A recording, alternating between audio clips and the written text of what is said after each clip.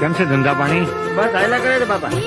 જુઓ બજરંગદા, પોતાની જાતને બહુ મહાત્મા સમજે છે અને ચામડા માથે રોટલા ખાય છે. હા વાલા, અરે આ રોટલો ચામડામાં હોય કે હોનાની થાળીમાં હોય, શું ફેર પડે છે? રોટલો તો રોટલો જ કહેવાય. આ ચામડાની મઢુલીમાં મારા રામે એક જ્યોત પ્રગટાવી છે, એને ઓળખો મારા વાલા. ચામડાની મઢુલીને નહીં, તમે જ્યોતને ઓળખો, મારા વાલાને ઓળખો. આ ટીલા ટપકાને તુલસીજીની માળા અને રુદ્રાક્ષને હોનામાં મઢાવો, પણ મારા વાલા એને પહેરવાની ક્યાં? ગળામાં ને. આ ચામડાની મઢુલીમાં જ પહેરવાની ને.